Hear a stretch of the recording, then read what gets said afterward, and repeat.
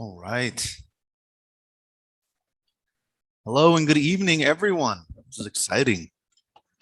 Hello to our students, our staff, our faculty, and all of the friends and family from our community. Those of us from the business department here at Modesto Junior College would like to thank you all for coming.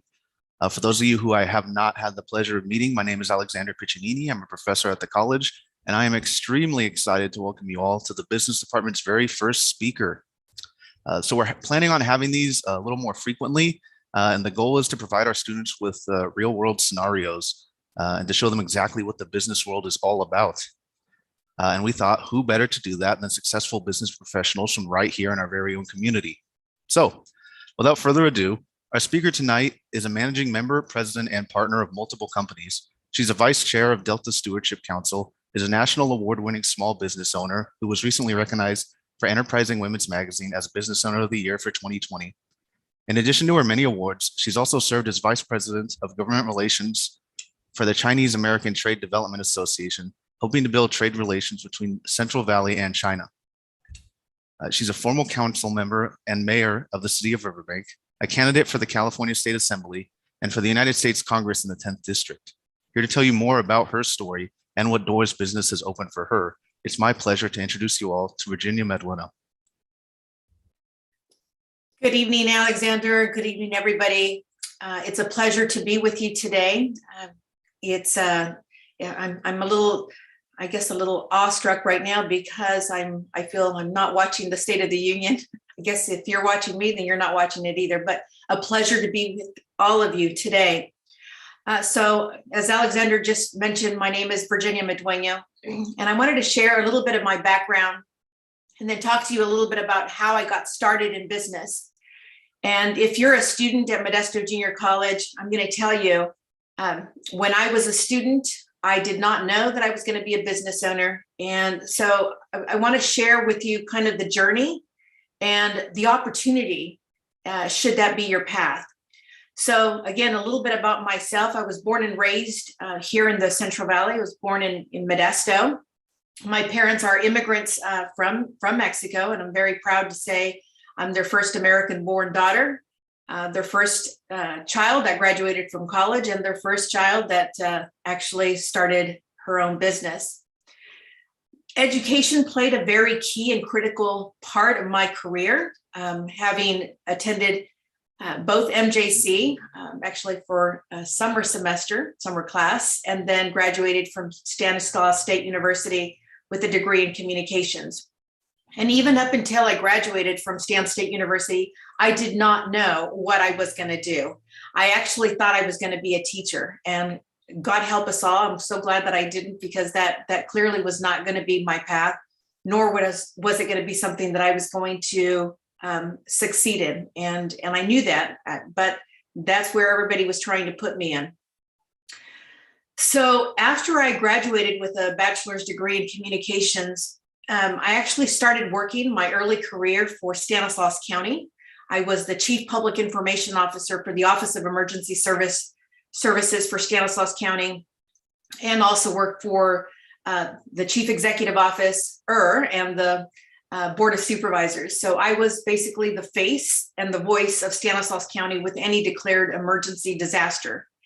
And I enjoyed it. I actually enjoyed my career serving as a marketing director and public information officer for Stanislaus County. And I did it proudly for 12 years.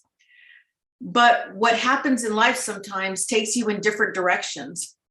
I was married at the time and starting a family, and I got pregnant with twins.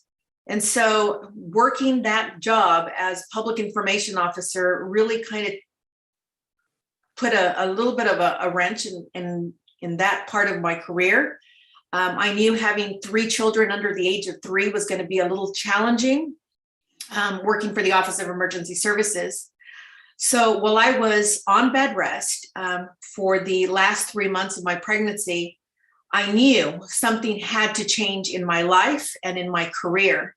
And because I was on bed rest, very strict bed rest, I actually started to develop a business plan for myself because I knew leaving Stanislaus County government service, I was going to start a company. I knew then. And I did. I actually started developing that business plan. Again, I didn't come from a business background, but I knew some key elements and some key strategies that I knew that I could put into place.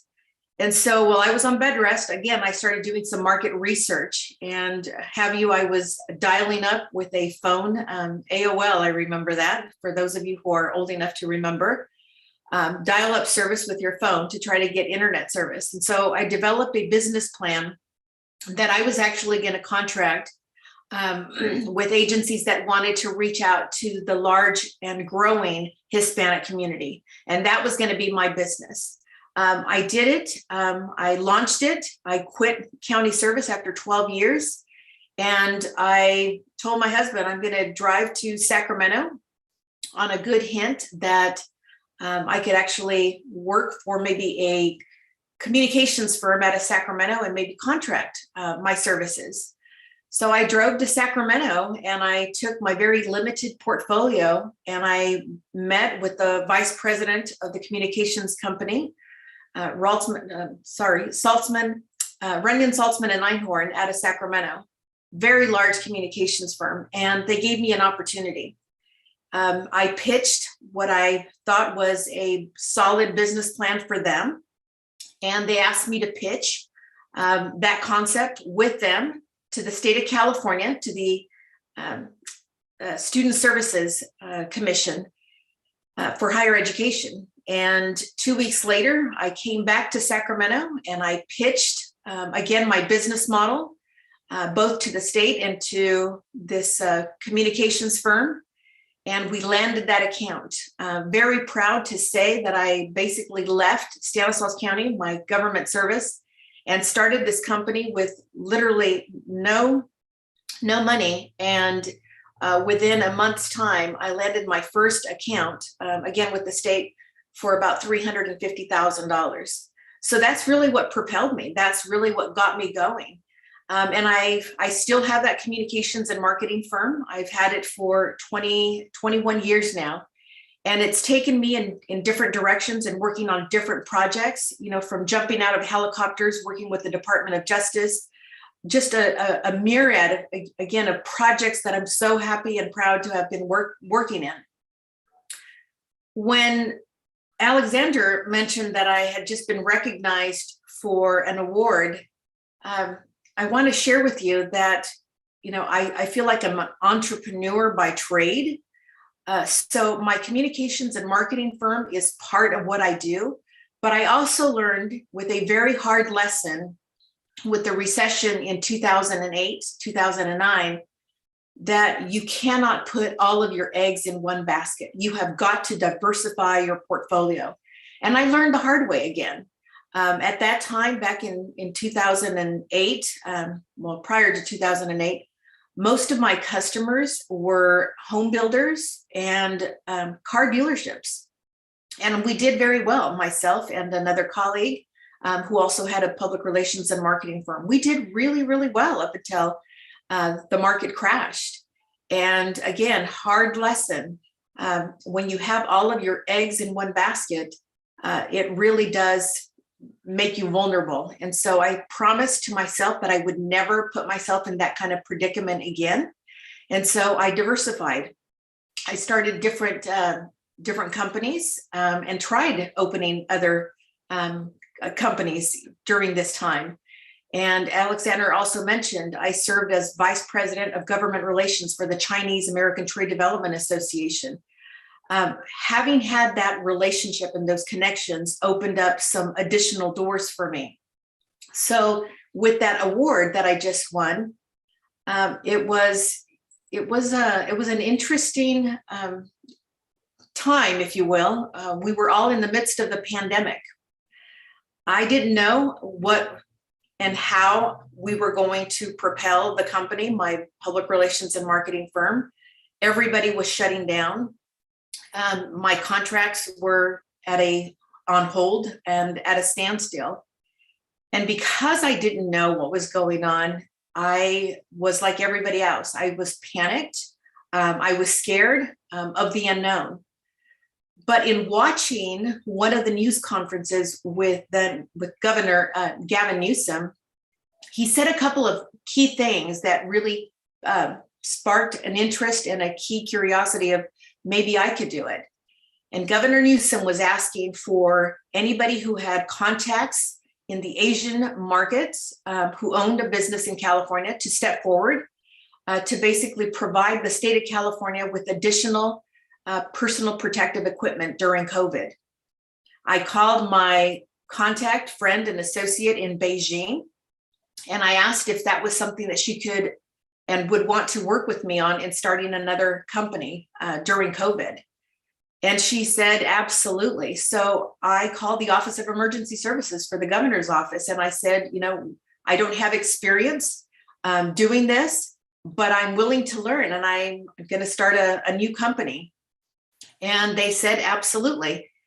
So I immediately registered with the Office of Homeland Security. I got bonded, I got licensed, and I started pitching the state on some of their it's a portal, if you will, for the state where you can actually bid on contracts. And within 3 weeks, I landed my first account for $1.2 million from the state of California. So needless to say, I was pretty excited. I have yet another company. I just got my first account, 1.2 million. But I learned a hard lesson with that as well. The state of California does not pay up front. The state of California waits until you actually secure and procure the product for them, and they pay you anywhere between 30 and 45 days after. With a $1.2 million purchase order, I thought maybe that was going to be, an easy thing to do for me to walk into my bank and be able to get the loan that I needed to get to secure hospital gowns, which is what I was awarded the grant for, which is to get hospital gowns for the state of California, California Department of Public Health. Again, hard lessons. COVID, banks were scrambling, trying to get PPP loans or PPE loans for small businesses. So they weren't interested in wanting to work with a brand new startup. So again, hard lesson, but because I have such amazing networks and contacts, I was able to find an investor who ultimately became my business partner. He was actually from Warrenton, Virginia, and he and I are now in business together. We have started another company. It's called Sandguard LLC, and in 1 year we sold a little over $4.5 million.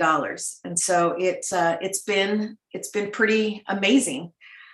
I'm going to tell you, I also, aside from owning a couple of companies, part of what I also believe in is the power of networking and the power of getting involved in your local community.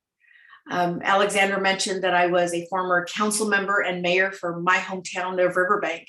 That's something that I really treasure.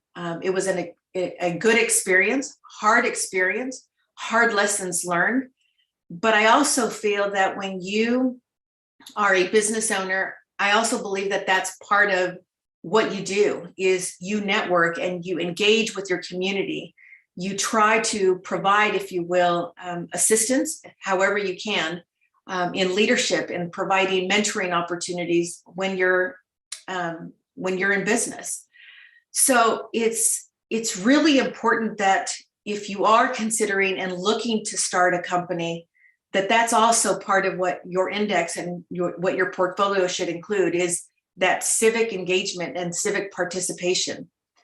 Really happy to say that I took the leap of faith after having been tapped by Congresswoman Jackie Spear out of San Francisco to run in my own 10th congressional district. And what an opportunity it was to run and to try to bring, again, all of my life's experiences and background to the forefront to show others that, as a small business owner, that was going to be one of my initiatives, is to help more small company owners small business owners, because I don't feel that small businesses have adequately been represented. Corporations have always thrived with regard to the political landscape, but I don't feel that small companies really have had their fair share. One thing that I also want to say is, we all have to take chances. And sometimes in business, it's not all great. It's not always successful. But if you love what you do, as long as you're in the black, you're not in the red, then it's worth it. There's so many small business owners that I have met over the years, women that I stay in very close contact with at the national level.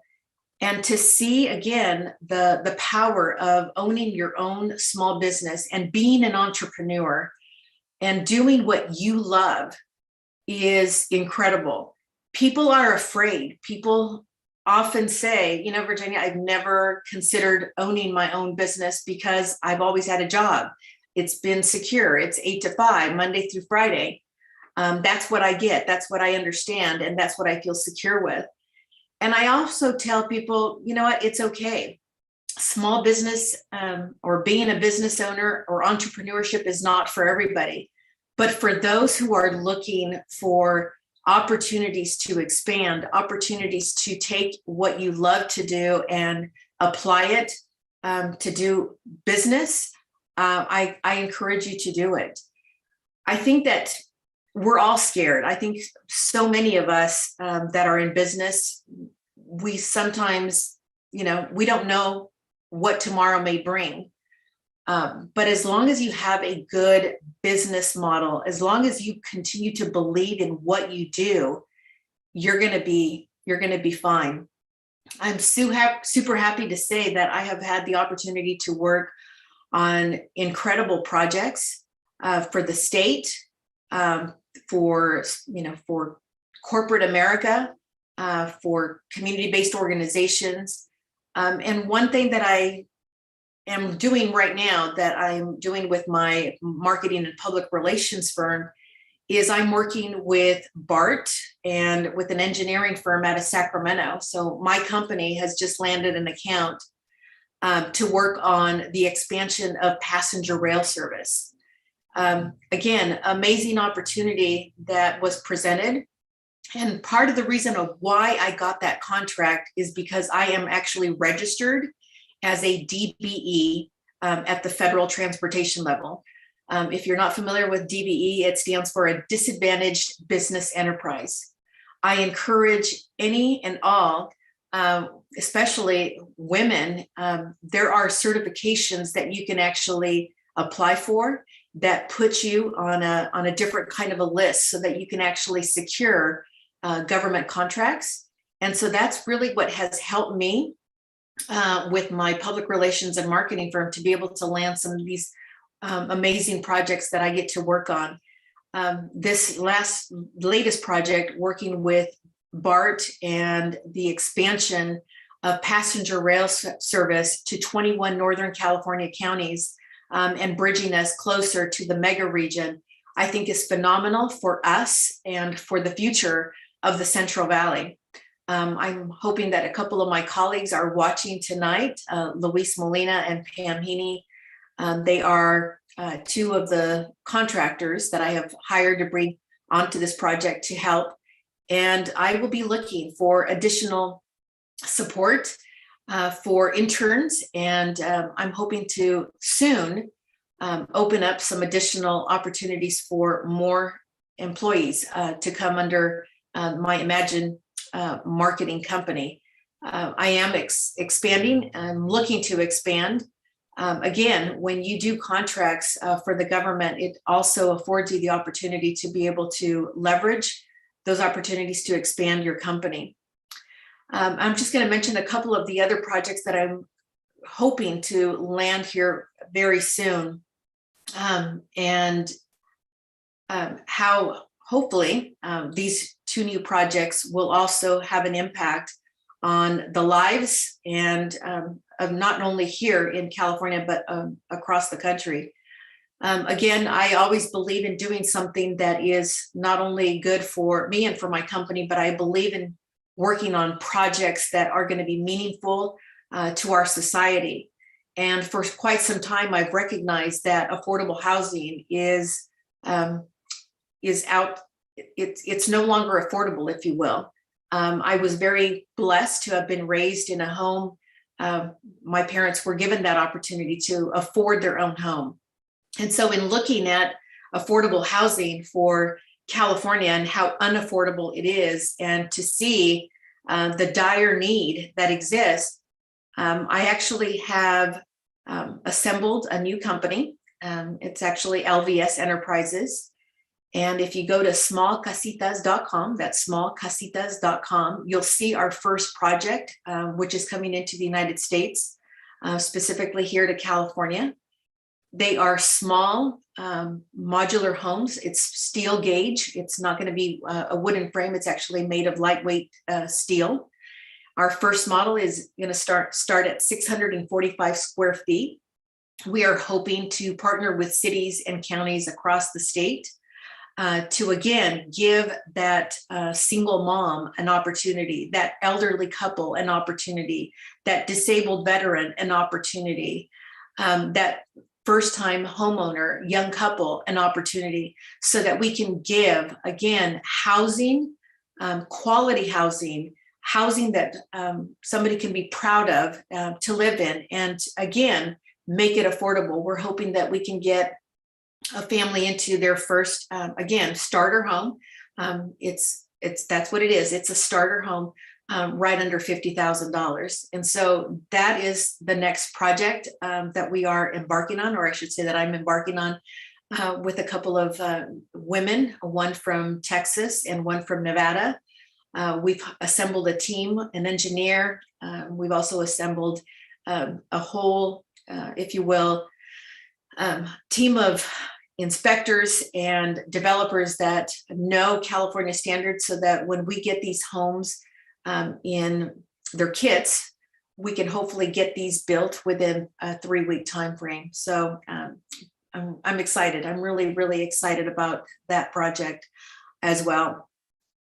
So it's 7:22 and I can go on and on, but I really feel it's important. This is, a session for all of you. I want people to learn. I want people to walk away and ask questions, and nothing is off the table. So Alex, if you want to get back on screen and see if we can open it up to some questions from the audience, I'd love to hear from them.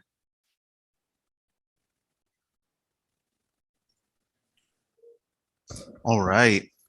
There we go, side by side. All right. So thank you so much, Virginia. That was fantastic. Very interesting to hear about your story. We will now open to questions, which we already have a few. Let me see here.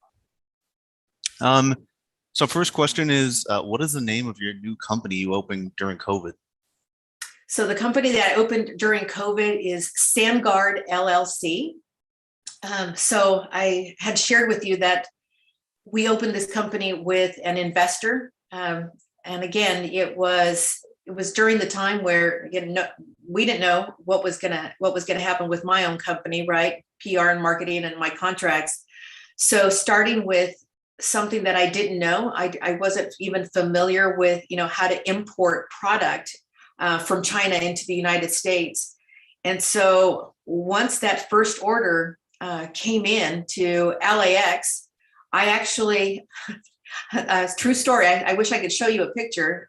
I should have had this better prepared, Alex, but I actually have a picture. I actually rented a U-Haul truck to go and pick up all of these hospital gowns from the port and from LAX, because we had some come from air and we had the rest come via sea cargo. And we rented I rented a U-Haul with my partner from Beijing. And, again, not knowing the lingo, not knowing what the processes were, we learned very, very, very early, but hard lessons in terms of how you import product into the United States from overseas, the paperwork, the amount of paperwork that goes into it, all of the bureaucracy, if you will. And at that time, we were also very concerned that the United States government was going to seize some of our product because, it was in big demand across the country. So we wanted to make sure that the product that we secured for the state was going to stay here in California. Okay, great. Yeah, that's really fascinating to me. At a time, especially when most people were probably not sure what to do, just with regard to day-to-day jobs, not to mention starting a business. You went in there and began a business anew and ran it successfully. So definitely fascinating. Another question we have is, what gave you the courage to leave your job with a steady paycheck while you were in bed rest? Great question. I had 3 children, again, under the age of 3. And, I was working, my official title was Public Information Officer, Marketing Director for Stanislaus County. And it was a well-paid position, with all the benefits. It was a salaried position, but it paid very well. And I remember telling my mom, I'm gonna quit my job and I'm gonna start a company. And here is a woman who immigrated into this country, who that's all she ever wanted was security and a well-being for her children. And so she thought I had lost, my mind, because she said, "What are you going to do with 3 children under the age of 3? And to start a new company that, you don't know anything about business, and you're just going to go out and start something that, again, you don't have any knowledge of, you have no familiarity with." And, I really took it to heart. And I had that conversation with my husband, because the one concern my mom had was health insurance. And absolutely, everybody can probably relate to the need, right? Health insurance is so expensive. But I also recognized that I had a skill set, and I felt I had the drive to be able to do this. And so when I told her, "Look, Mom, I'm not just quitting, I am starting a company, but I already have a client. I already have an established client." It was okay. Not that it was okay with her, but she understood at least a little bit better. It is scary. I'm not going to lie. It is incredibly scary to start something from scratch, and to put, again, all of your time and effort into something that you don't know if it's going to succeed or not. But I've had this company, one of my companies now, for 21 years. And so by the grace of God, we're still here, we're still thriving, and still learning. But at the same time, we've established, again, a presence, and my company is now considered one of the leading communication firms, serving, again, both on the equity and inclusion side for a lot of state agencies. So we're really proud of that. Okay, yeah, and I really appreciate that you mentioned that it is scary, right? Starting your first company. I feel like so many people think, well, entrepreneurship, no problem, jump in there, start my company, and reap the benefits and rewards with that. They don't realize kind of the struggle that takes place, right? Absolutely. I think that, the first company that I started, which is my PR and marketing firm, I really didn't need a whole lot of money. I had a computer, dial-up service, AOL, I remember that. But I didn't need a whole lot of capital to start. Granted, everything changed, when I started this new company during COVID. I needed capital. I needed a little over, $800,000 to fulfill this contract for the state of California. Not easy, not an easy thing to do. And so I knocked on doors, when the bank said, even though you have a purchase order for $1.2 million from the state of California, Virginia, that's great, but it's a brand new company, and, we're in the midst of COVID. I went to Bank of America, I went to Wells Fargo. I went everywhere, knocking on everybody's door, and they weren't willing to budge. But again, through the art of networking, and I want to touch a little bit more about that in just a few minutes, but networking is so critical and so key when you are in business. And I had met a woman in San Francisco, and she was a financial guru. And so I was actually working with her on a small project at that time. And so I called her and I said, look, I need somebody to help me. And I don't know what you can do, but I don't want to let this opportunity, slip through my hands. And she said, Virginia, it's very simple. You need a bridge loan. She said, it's basically, you're taking that purchase order from the state of California, and you're going to offer that to an investor. They're going to bridge that loan, if you will, for you, but it's going to cost you. And it did cost me, right? But I was able to obviously come through for the state, and it opened up a ton of more opportunities to do more business. So the investor who ultimately became my business partner is my business partner now. He has an incredible background. He was actually the head of NASA for quite some time. He actually worked for both the Bush and Clinton administration. And so through his network, we were able to open up doors across the country selling PPE to large healthcare facilities with some of his contacts. So it was actually a win-win for both of us. He utilized my women-owned status, my disadvantaged business enterprise status. And so again, using his contacts, my certifications, we were able to, again, pull in a little bit over 4.5 million in actually less than a year. All right. So it all worked out, right? It all worked out. Next question. Was there someone who inspired you to go through the career that you did, or was this something that you simply always wanted to do? With regard to business, I really kind of feel that I fell into business by circumstance, in what was happening in my life. Although I do also want to recognize that my parents, who came here as immigrants, and I think it's the ultimate immigrant story, right? They come here to do better. And although I loved, my career working for Stanislaus County, I always felt that there was something more. There was something more, and that something missing for me.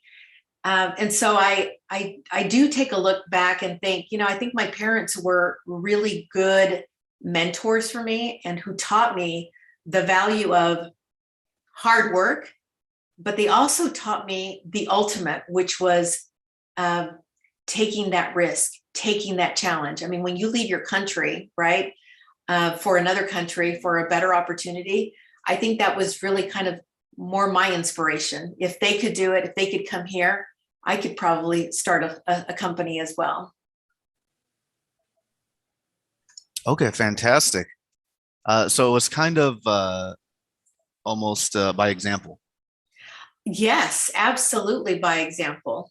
You bet. And it's interesting because if you think about where you are right now, even you, Alex, think about all of the people that you have met over the years through school, through jobs, through business opportunities. I think that's probably one of the biggest opportunities that we have, is to network and to find people within your network that could help, right? That could help you. And I want to go back to the woman who introduced me to my business partner, the financial guru from San Francisco. So right before the pandemic hit, I got a call from a friend who said that she met this woman in San Francisco at a fashion show, and she was looking for somebody to help her open some doors in the Central Valley. She was getting ready to launch a financial based application for unbanked and underbanked individuals. And she really thought that the Central Valley might be an opportunity for her to open some doors for her, this new company she was getting to launch. And it's called Alterna. So again, it happened right before the pandemic. I was intrigued. I was intrigued by the card. I was intrigued by the business model. And so ultimately, I am now an advisor and an investor in this financial-based application. And again, it's that beauty and the just incredible opportunities of networking, because you just never know, right? You just never know. The woman that I mentioned to you that I'm starting this small house company with, LBS Enterprises, she has operations in Texas and in Mexico City. So again, with a phone call, and this is literally just happened maybe a month ago, I got a call from a friend in San Jose who was asking if I had any networks in Mexico for cement. They were looking for a cement operation. I guess there's a scarcity of cement in the United States, especially here in California, because of COVID. So I made a couple of phone calls, and we're getting ready to establish a partnership for a new cement distributorship here through my contacts in Mexico City and here in San Jose. I know nothing about cement. I don't intend to ever pretend to know anything about cement. All I'm doing is helping to facilitate the exchange between Mexico and my contacts in San Jose.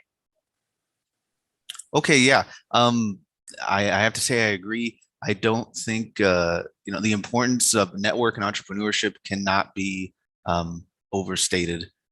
It's such an important aspect. And I'm actually going to jump a bit in the list, so don't worry. Chat, we will try to get to all the questions, but I'm going to jump down here just because it applies. How did you create your network of people? So I'm going to say it happened a couple of ways. Having been involved in politics, you get to meet a lot of people. And not that I expect everybody to run for office. It's clearly politics is not for everybody. But I'm going to say it was volunteering in my community, serving on local boards and commissions. There's so many opportunities for you to use those contacts, utilize those contacts, and see where those connections can take you. Case in point, after I served my time as council member and mayor for the city of Riverbank, I had met this pretty incredible leader up in Sacramento, and we just developed a relationship, again, just because of some of the meetings that I attended. So after I left my position as mayor for the city of Riverbank, she asked if I would be interested in serving on a state board.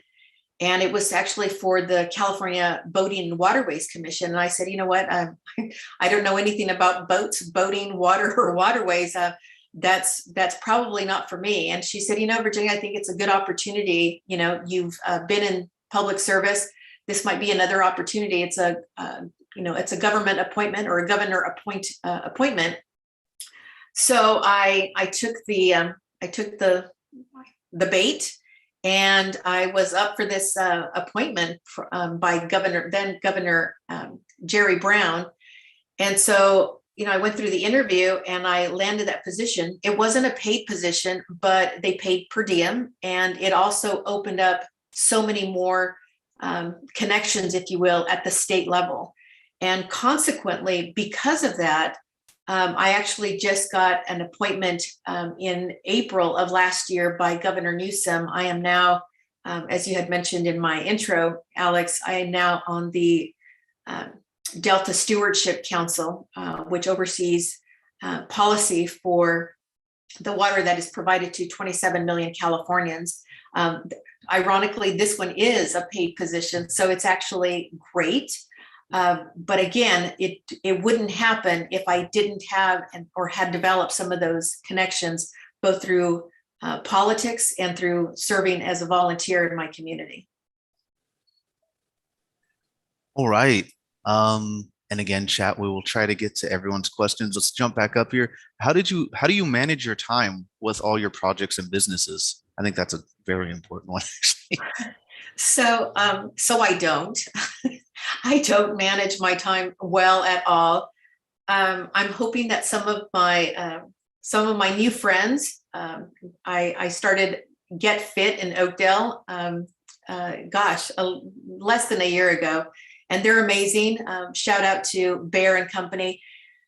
That's why I have to go to the gym at 6 o'clock in the morning, because my day fluctuates from hour to hour, minute to minute.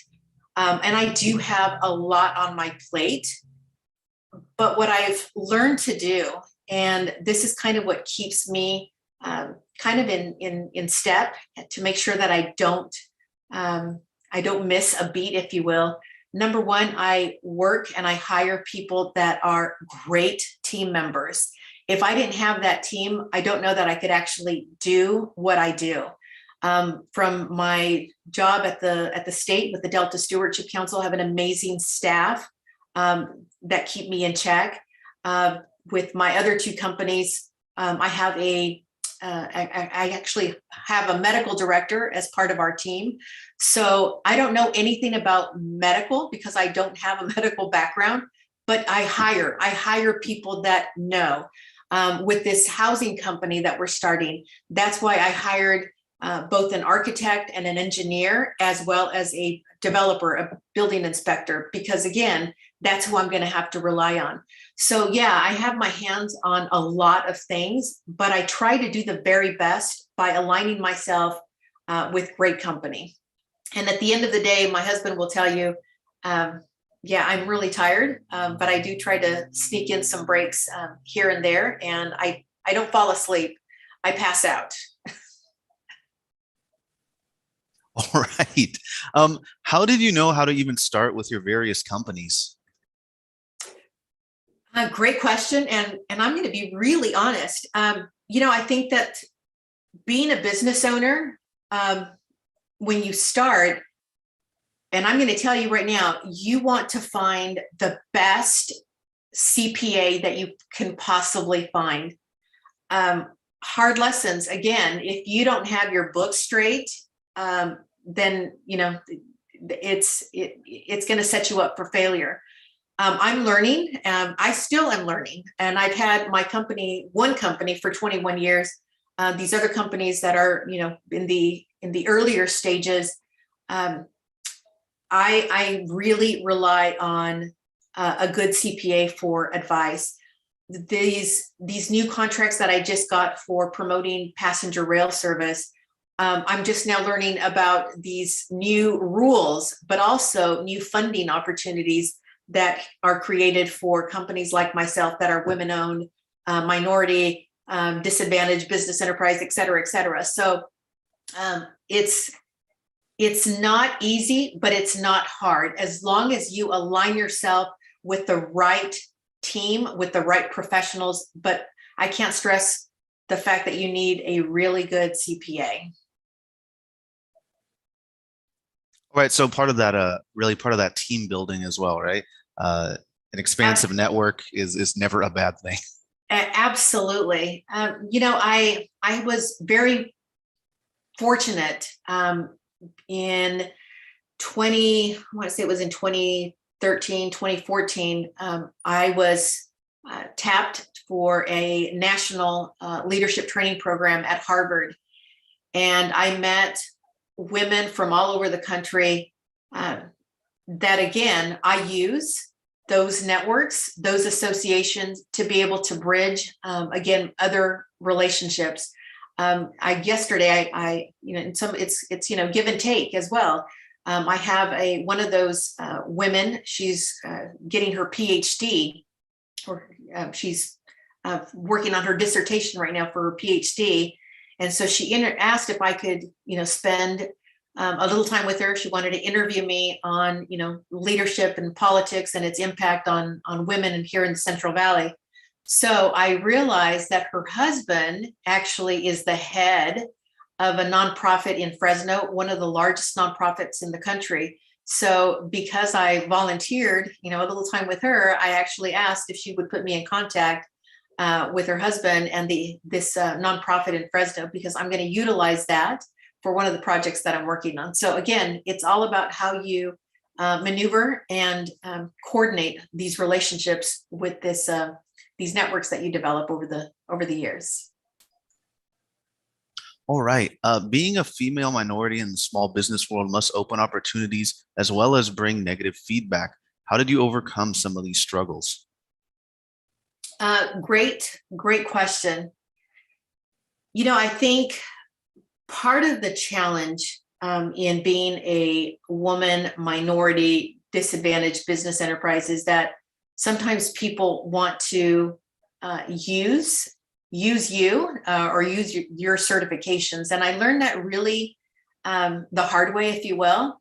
I had found what I thought were good opportunities to do business with others where they weren't interested in doing business really with me. They wanted to utilize my company and just utilize the certifications that I had. So, that's been obviously a hard lesson learned and clearly not what I expected. But there are some really promising, I would say, experiences that I've had in owning my own company. I can say that with all certainty, I really feel blessed. I've been very fortunate that a lot of people have seen the success that I've had for 21 years. And so I don't get taken advantage of as much as I used to when I had first started. Okay, yeah, and I think that's a great point, is that we're really seeing the diversification and the acceptance in our business world now, right? As where before it was really almost a tough wall to climb, right? Absolutely. Yeah. Times are changing, times have changed. In about 4 years ago, I volunteered to help the owners of El Ranchito Mexican restaurant. They were going to celebrate their 50-year anniversary. And I had the privilege and honor to interview the mom. And she opened that restaurant, at that time it was 50 years ago. And she said it was, unheard of for a minority and for a woman to start her own company. And to see where she went versus where I was, night and day. So we've overcome a lot. I'm not going to say that the challenges aren't there. They still are. But I think as long as you are prepared, you are well prepared, you're well versed, and you have, again, a good network and a good product and a good service and a good financial backing, you'll be in good shape. All right. I'm going to have to start filtering some of the questions simply because we are slowly running out of time.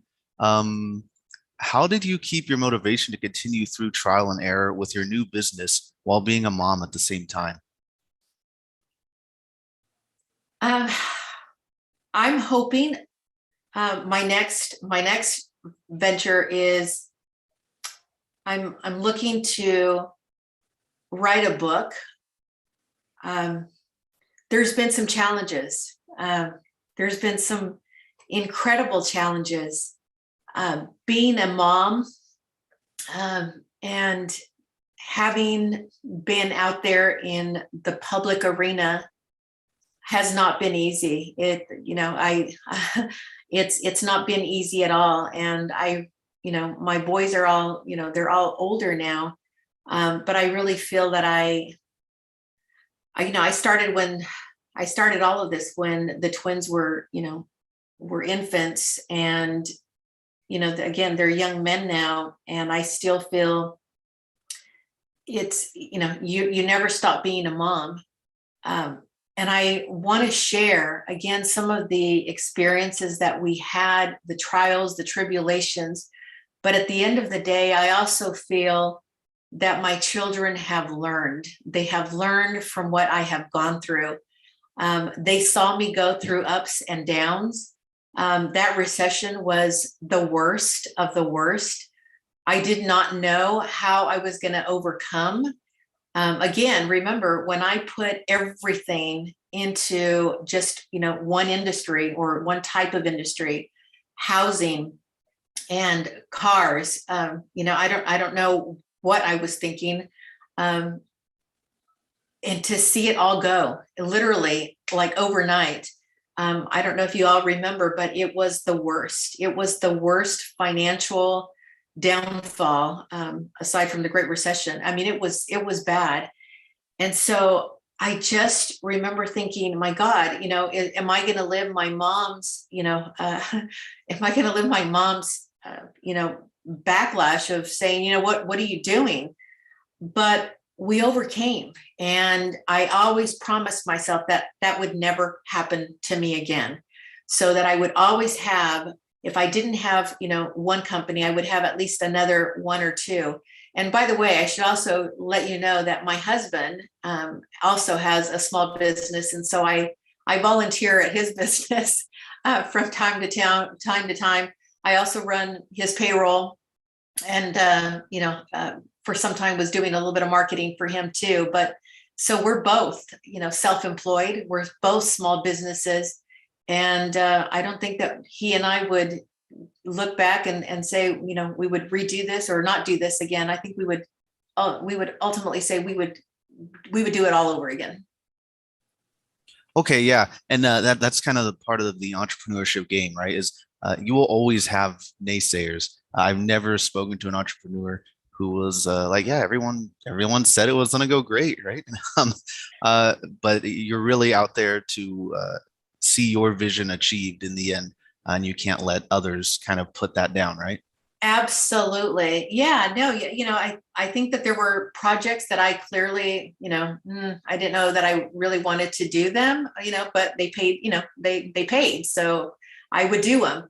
But I want to say that I've had some just amazing opportunities, to work with the Department of Justice, working on the reduction of methamphetamine labs here in the Valley, and getting a call from Rutgers University saying, hey, we'd love to have you come and speak, here so that you can share what you guys were doing, to help reduce meth labs. It's I love that creative process, if you will, of what we come up with and implementing it and putting it out in the community. And so it's been amazing to see, again, the plethora of all the projects that we've had the honor to work with and to see the impact that we've had, from higher education. One key I want to share with you. When I first started the company and did that first contract that I told you for $350,000, that was that first project or first contract that I got. And it was to promote higher ed. And one of the key tasks was to promote, higher education across the state. And so one of the main tasks was, Virginia, you need to go develop corporate partnerships for us.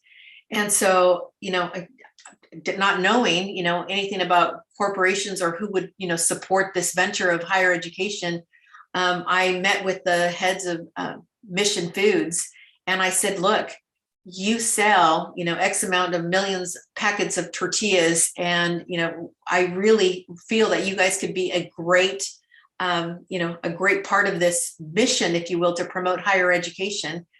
And I don't know how I did it, but I was able to get them to run our ads for free on their tortilla packages. At that time, I want to say it was like 13 million packets of tortillas across the state promoting higher education for the Student Aid Commission. So that was a huge, huge win for me. And so again, it's all about the networking. All right, we have time for one more. Let's see.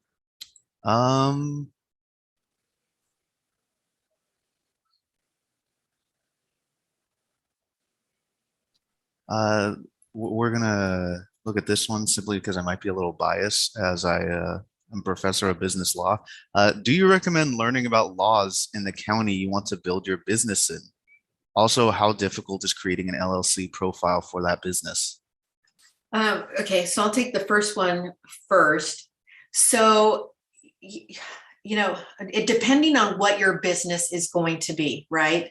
So I'm learning, and hard and fast.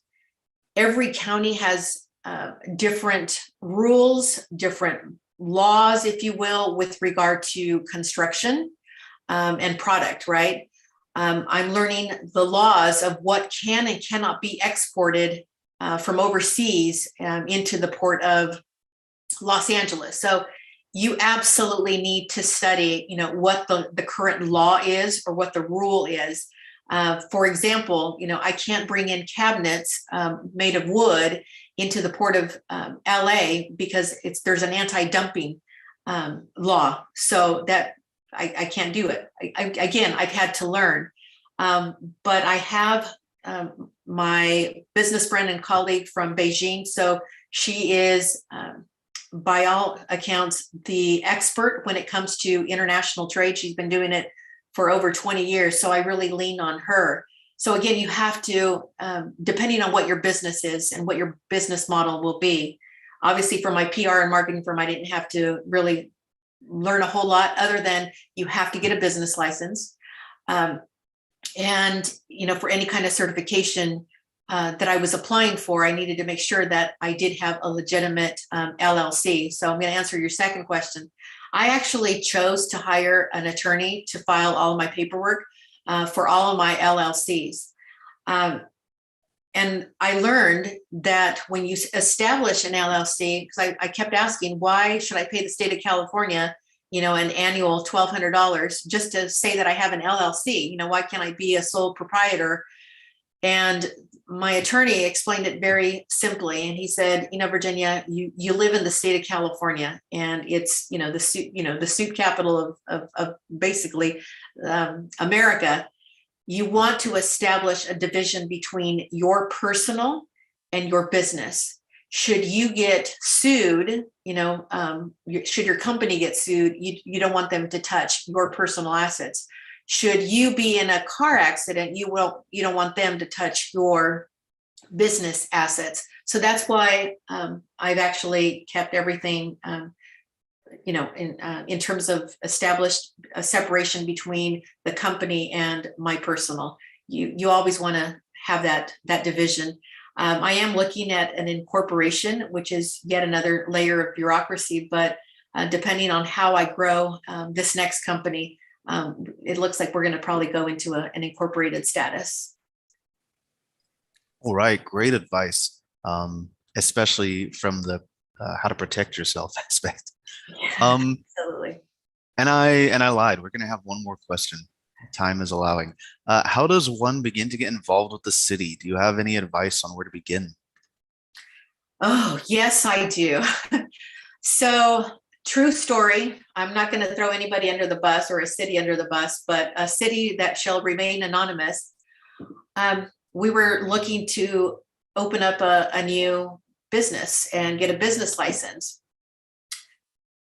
Every city, and I know every city is different, but each city has so many layers of bureaucracy and rules. It's almost, to me, amazing that we still live in times where cities are where this particular city is so anti-business. And then you wonder why you have small, downtowns that don't have a whole lot. And it's because cities do not understand what it takes to open up a business. And I'm really proud to say that when I was mayor of Riverbank, I was actually able to step up and help some of the small businesses that were coming in because they had hit roadblocks with the building department, with the planning department. People who own businesses, if you don't work, if you don't have if you're not open for business, you don't pay your bills. And that's one of the key things that I always try to tell, especially city leaders. You have got to do a better job of working with small businesses, enticing small businesses, courting small businesses, but more importantly, explain to them in plain English what the rules are so that they understand what they have to fill out, what they have to do to get that business license and open up their doors for business. I can't stress that enough. All right, perfect. Yeah. Knowing kind of the path you have to take ahead of time and how that's ever changing depending on where you are, right? Exactly. Yes. Learn what the rules are. Learn what the local rules are for your city, your jurisdiction. All right. Well, thank you so much. Any last beads of wisdom to leave us with? Um, I'm just going to say, if I can do it, you can do it. Entrepreneurship, owning a business, it takes a lot of work. It does. A lot of hard work. But if you love the idea, if you love the concept, if you love and have a passion for what it is that you want to do, I absolutely encourage you to do it. Again, it's not for everybody, but I see that there's so much more opportunities for people who go into business, who want to do that, who want to create that, that nest egg. I just think that there's so much to be had being an entrepreneur and being a small business owner. And so I thank you for participating. I thank you, Alex, for the invitation. I absolutely love what I do. And if I can be of any service to anybody who is watching, if I can answer any more questions, you can easily find me on LinkedIn, Facebook. Feel free to reach out to me. More than happy to help. All right. Well, thank you for coming and sharing your story with us. I'd also like to thank everyone, right, in chat who came out to show your support. We hope you enjoyed your glimpse into what the business world has to offer beyond your textbooks, right? So as I mentioned earlier, we'll be making this a reoccurring event out of the business department at the college. So don't forget to subscribe. It will probably make finding the channel easier. You won't have to hunt it down quite as much, and you won't miss out on any streams or events that we have here. We'll also be sending out emails for the next event. But until then, remember, you are our top priority, and I will see you.